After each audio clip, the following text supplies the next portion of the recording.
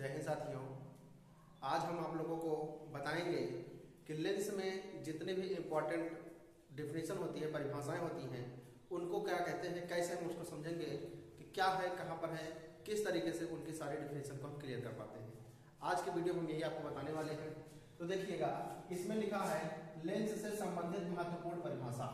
तो लेंस से संबंधित महत्वपूर्ण परिभाषा है और इसमें देखिएगा important definition related with lens करके है। Important definition related with lens है और ये जो परिभाषाएं हैं अति महत्वपूर्ण है। यह आपके हर एग्जामिनेशन में कहीं ना कहीं किसी न किसी माध्यम से पूछी जाती है। तो आज देखते हैं। तो सबसे पहले इसमें है मुख्य अक्ष है। तो सबसे पहले मुख्य अक्ष है। मुख्य अक्ष को हम लोग प्रिंसिपल एक्सिस कहते हैं, यानी मुख्य अक्ष हो जाएगा। दूसरे पे है प्रकाशीय केंद्र है, जिसको ऑप्टिकल सेंटर कहा जाएगा। तीसरे नंबर पर फोकस दूरी, जिसे हम डिस्टेंस ऑफ फोकस कहेंगे। फिर है फोकस तल, यानी द सरफेस ऑफ फोकस। और प्रथम फोकस है यानी फर्स्ट फोकस। द्वितीय फोकस है सेकंड फोकस। और द्वारक है, जिसको हम लोग एपर्चर कहते हैं। इन 7 प्रकार की परिभाषाओं को हम लेंस में समझेंगे। तो इन 7 परिभाषाओं को लेंस में समझने के लिए सबसे पहले हम एक लेंस बनाते हैं और यह लेंस आप लोगों को बहुत अच्छे से पता है कि इस लेंस को हम लोग उत्तल लेंस कहते हैं। यह उत्तल लेंस है। तो उत्तल लेंस में हम समस्त परिभाषाओं को समझेंगे, क्योंकि इसके पहले हम लोगों ने जाना कि किस तरीके से इस लेंस का निर्माण हो रहा है। आपने देखा था, मैंने आप लोगों को बताया था लेंस का निर्माण किस तरीके से होगा।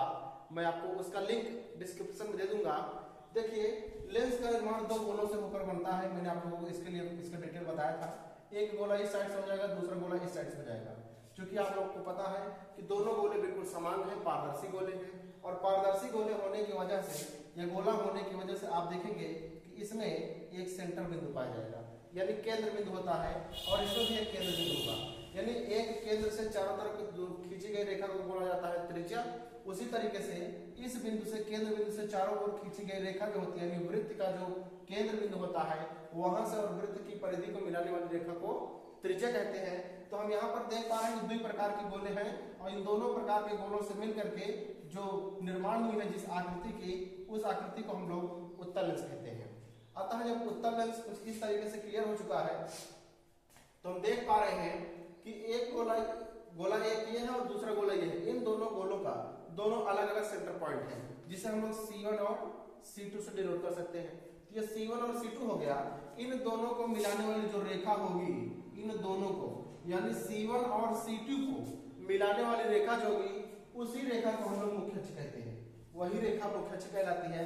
यानी कह सकते हैं कि यह जो लेंस है, यह जिन 2 गोलों से मिलकर बनता है, उस गोले का जो केंद्र होता है, उन दोनों के गोलों के केंद्रों को जो रेखा मिलाती है, उसी रेखा को हम लोग मुख्य अक्ष कहते हैं। तो उम्मीद है ये मुख्य अक्ष वाली टॉपिक समझ में आ गई होगी। ये है मुख्य अक्ष और हम मुख्य अक्ष को आगे बढ़ा सकते हैं। तो ये रहा प्रिंसिपल एक्सिस, यानी इसको पीए कह सकते हैं, मुख्य अक्ष हो गया। ठीक है, पीए कहिए या मुख्य अक्ष कह दीजिए, या 1 नंबर से हम इसको दर्शा देते हैं, क्योंकि इधर हमने 1 नंबर पर लिख रखा है। तो प्रिंसिपल एक्सिस यानी पीए या मुख्य अक्ष हो गया। अब देखिए, दूसरा पॉइंट बनता है प्रकाशीय केंद्र, जिसको हम लोग ऑप्टिकल सेंटर से जानते हैं। तो प्रकाशीय केंद्र यानी ऑप्टिकल सेंटर। तो जरा गौर करिएगा कि ये जो लेंस बनाया गया है, इस संपूर्ण लेंस का जो मध्य बिंदु होता है, जहां से प्रकाश की किरणें गुजरती हैं, जहां से प्रकाश की किरणें गुजरती हैं, आने वाले समस्त प्रकाश की किरणें जिस बिंदु से गुजरती हैं, उसे हम लोग ऑप्टिकल सेंटर या प्रकाशीय केंद्र कह सकते हैं। या आप दूसरी भाषा में समझ सकते हैं कि लेंस का जो मध्य बिंदु होता है, उसे हम प्रकाशीय केंद्र कहते हैं। यानी इस बिंदु को हम लोग प्रकाशीय केंद्र कह सकते हैं। ठीक है, इस बिंदु को हम लोग प्रकाशीय केंद्र कह सकते हैं या ओसी कह सकते हैं। ओसी मींस हो जाएगा ऑप्टिकल सेंटर। फिर उसके बाद देखते हैं, यही पॉइंट क्लियर हो गया है। अब देखते हैं फोकस दूरी क्या है। फोकस दूरी क्या है? फोकस दूरी जो होता है, फोकस दूरी का मतलब यह लेंस जिन 2 गोलों से मिलकर के बना है, इन दोनों गोलों की जो वक्रता केंद्र होती है, जो वक्रता केंद्र की दूरी होती है, उसका जस्ट आधा, वक्रता केंद्र की जो दूरी है, एक तरफ की वक्रता केंद्र की जो दूरी है और तथा दूसरे तरफ की वक्रता केंद्र की जो दूरी है, इन दोनों प्रकार की दूरियों को जो जस्ट आधा होगा, बिल्कुल आधा होगा, उसे ही हम लोग फोकस के नाम से जानते हैं। ये हो जाएगा फोकस। 2 गोले हैं, इसमें 2 फोकस हो जाएगा, इसे ही फोकस कहते हैं। अतः यह फोकस हो गया। और जब यह फोकस हो गया तो फोकस दूरी किसे कहेंगे?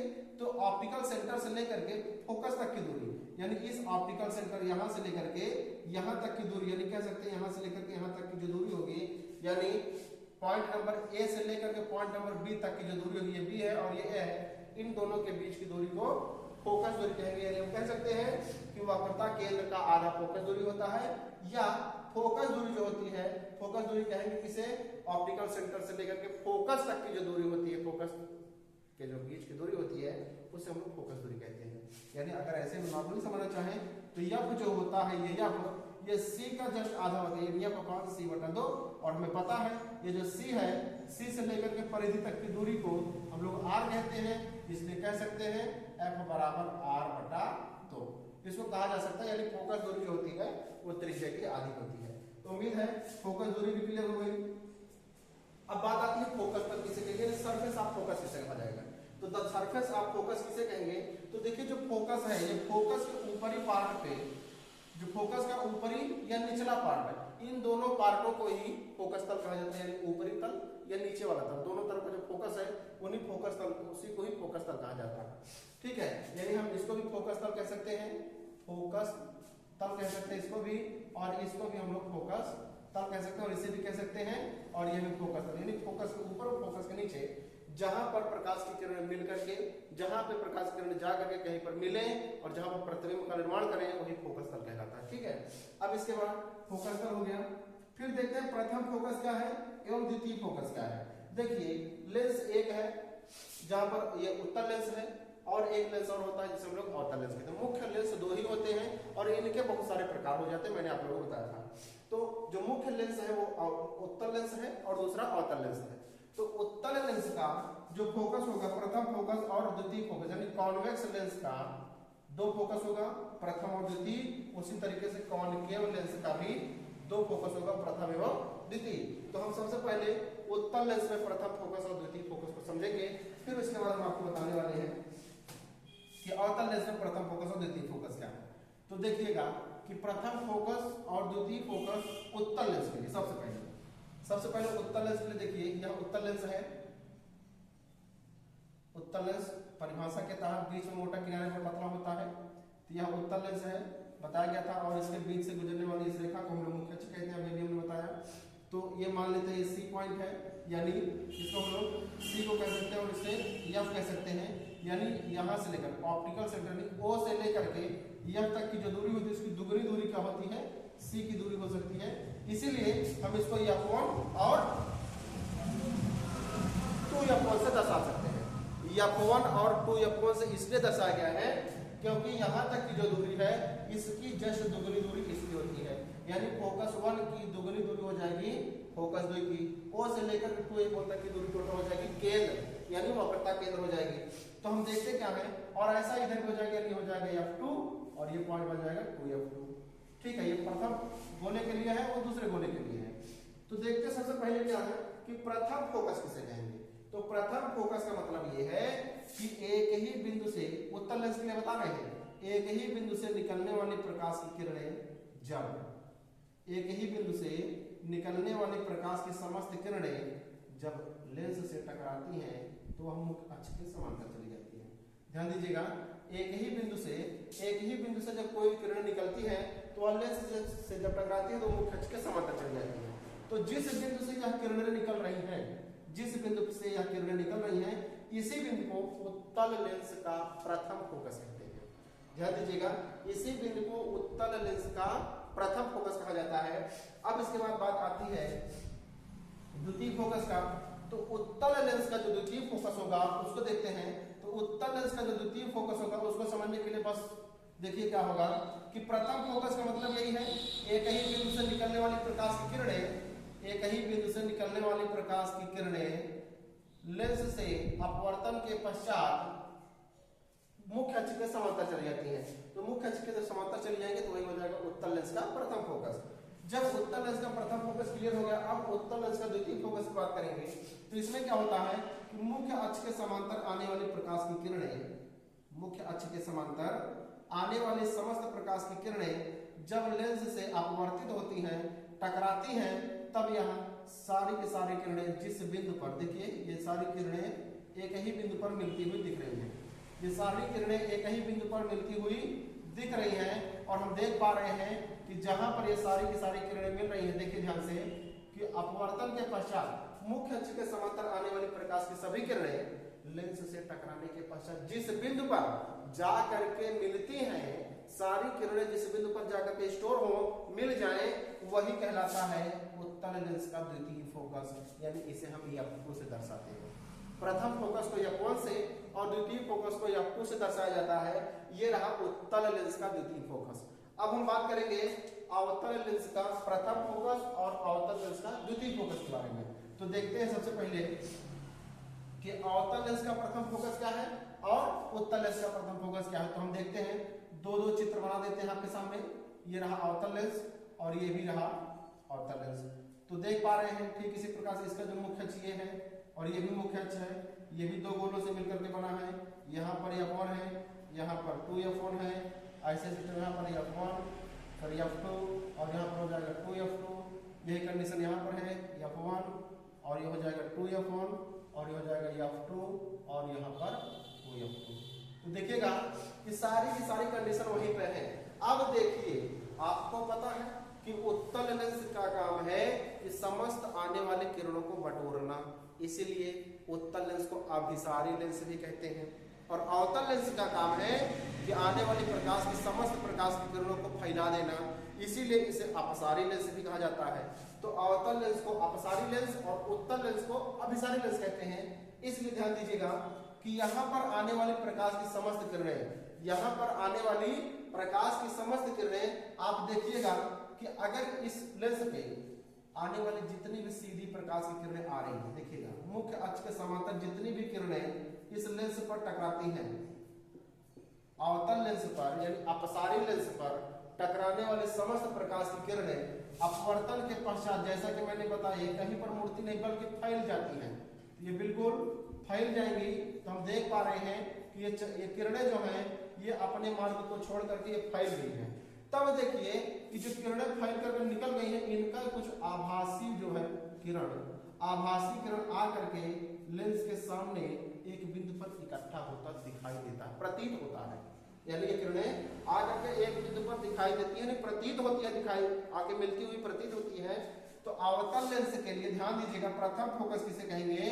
अवतल लेंस के लिए प्रथम फोकस यही है कि मुख्य अक्ष के समांतर आने वाली प्रकाश की किरणें अपवर्तन के पश्चात फैल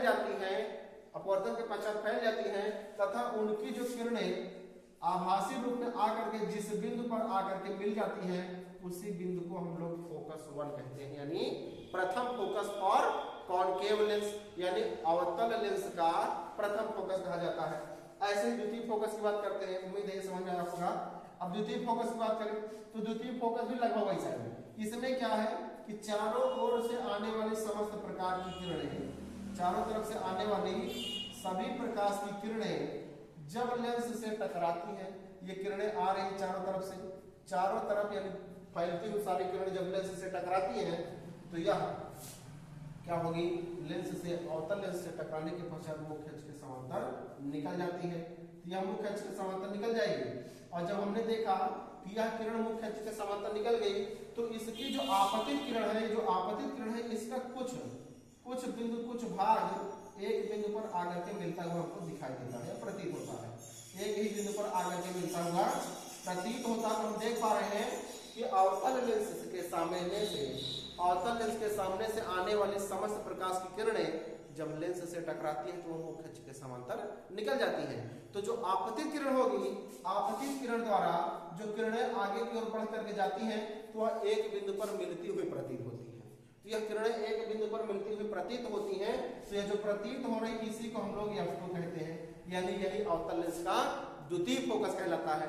उम्मीद है ये भी समझ आ गया होगा। अब देखिए अंतिम पॉइंट बचता है द्वारक। अब अंतिम पॉइंट क्या होता है? द्वारक यानी एपर्चर कहते हैं इसको, यानी एपर्चर कहा जाता है द्वारक। अब द्वारक क्या है? मुख्य बात यही आ जाती है कि द्वारक किसे कहते हैं। तो देखिए यह बड़ा ही इंपॉर्टेंट फैक्ट है कि द्वारक किसे कहा जाएगा। तो जो द्वारक है, द्वारक का मतलब यह लेंस कितने बड़े आकार में बना है, यह लेंस कितने बड़े आकार का बना है, यानी यहां से लेकर के यहां तक का जो बिंदु होती है, जो पॉइंट है, ये जो यहाँ से लेकर के यहाँ तक का पॉइंट है जिसे हम लोग द्वारा कहते हैं, या जिस तरीके से जिस गोले से निर्मित है, इस गोले से निर्मित होने के पश्चात हम देख पा रहे हैं कि यह इस गोले का कुछ अंश ले लिया है ये वाला, और इस गोले का कुछ अंश ये ले लिया है। यानी जितना ज्यादा अंश लेगा उतना ही बड़ा लेंस बनेगा।